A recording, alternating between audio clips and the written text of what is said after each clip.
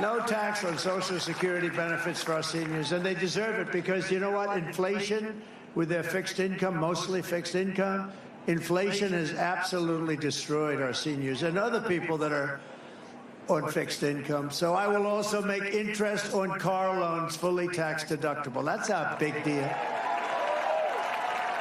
You know, they said one of the top guys on Wall Street called up and he said, you know, we have an incredible situation here.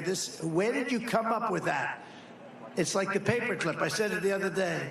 Like 125 years ago, some guy took some steel and he bent it around a little bit. He came up with a paperclip, and other people looked at it. He made a lot of money, very rich man. And they said, why the hell didn't we think of it? You know, the one having to do with the deductibility of car loans. So simple. And the top guys on Wall Street, real geniuses, they called up, they said, how did you think of that? It's so simple. But, you know, to have the American dream, you want to have a car. And this will make, and I think this is going to be fantastic for Detroit and South Carolina and Tennessee and all of the areas that produce cars. One thing I have to say also, we have in Mexico, and I've been talking about it for the last year and a half, China is getting ready to build massive car plants, massive, which would wipe out Michigan, would hurt you, but would wipe out Michigan. Detroit would be gone. And they're the biggest plants in the world. I have a friend that does that. He builds plants. He doesn't do anything else. All he wants to do is build plants. And I called him up a year ago, a little more than that. I said, I want to see a plant. I want to go see a plant. You think Biden calls people up and says, I'd like to see a plant? I don't think so. He wants to just go. He wants to go to sleep. And she wants to do other things. We don't know what they are. We'll find out, unfortunately. No, but I said, I want to see a plant. He said, well, I can't really take you to the U.S. because we're not building the good ones. But the big ones are being built in Mexico. I said, what do you mean Mexico? They're being built by China.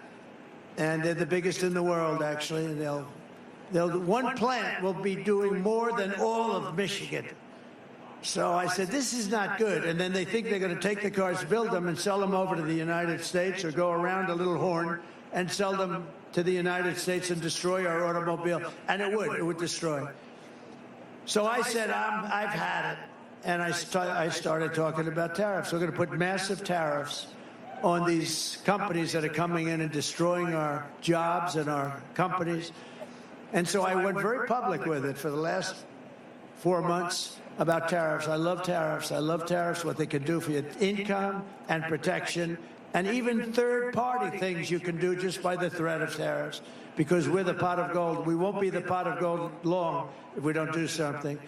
So I was making a speech the other day in Detroit at the Economic Club, which is a great place, beautiful, and talking about cars. And I saw the man that is the great car factory builder who I know, John. I won't give it his full name, but John. And I saw him, and I said, could I see you after the speech? I made the speech. I went to see him. I said, how are those plants coming, the big ones in China? They said, sir, they just canceled them because they think you're going to get elected, and they don't want to build them because they won't be able to pay tariffs. We just canceled them. I didn't even do anything. And I just saved Detroit. I just saved every car-making state. No, but think of it. And I thought to myself, just the threat of tariffs, they canceled these multi-billion-dollar auto factories. Auto machines is what they really are. Now, will I get credit for that? I don't think so, but we know. But he just said, because of you, they think you're going to get elected. They think you're going to charge tariffs that are so much that it won't be possible for them to survive. And China just canceled those big, beautiful factories that would have destroyed our country in terms of automaking. And, you know, I think it's great. And now people are starting to see it.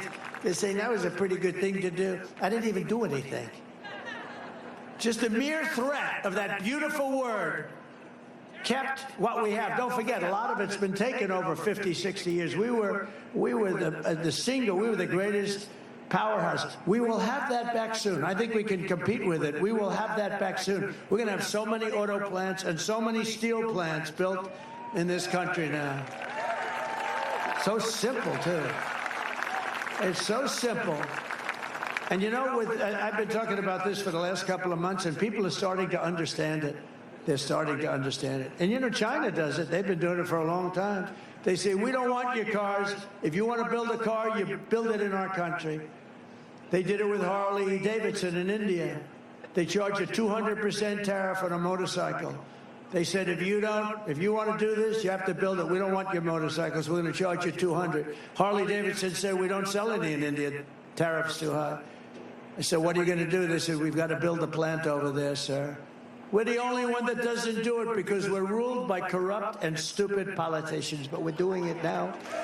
As we build our economy, we'll also restore our borders. For 4 straight years, Kamala has imported an army of illegal alien gang members and migrant criminals from prisons and jails they come, from insane asylums and mental institutions, and all around the world. They come from Venezuela to the Congo. They come from the Congo now. A lot of them are coming out of the jails of the Congo. And she's resettled them into our communities to prey upon our innocent American citizens. No, we're not going to do that. When I win on November 5th, the migrant invasion ends and the restoration of our country begins. We're not going to have it.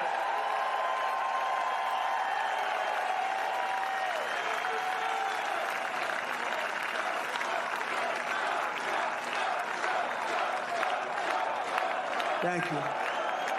And every day, Kamala is using migrant flights and her phone app.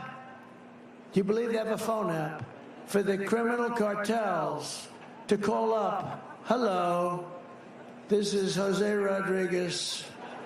I'd like to know, where do I dispose of my illegal migrants? And they tell you where to drop them. Can you believe it? The only thing worse are the flights. They have planes flying over our border, big, beautiful Boeing 727s, 737s, and just like that beautiful plane over there, isn't it a pretty plane? 757s, 767s.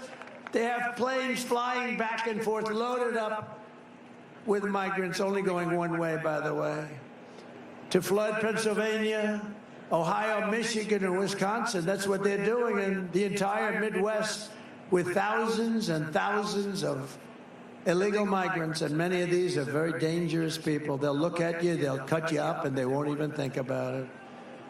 As just one example, the 4,000-person town of Charleroi, Pennsylvania, has seen, listen to this, a 2,000% increase in the population of illegal migrants. Think of that, 2,000% increase in the population of illegal migrants under Harris. She doesn't want to be called border czar. But you know what? I don't care. She was in charge of the border. This mentally deficient president put her in charge of the border, and she never went there, not once. And she never, when the Border Patrol last week endorsed me so strongly, I asked them, how often did you speak to her? You were dealing with her.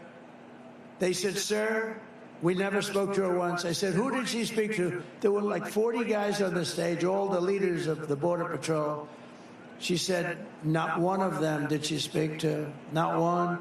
Pennsylvania is not going to take it anymore.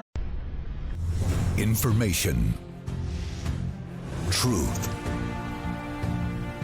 is freedom. Is Newsmax. It's real news for real people.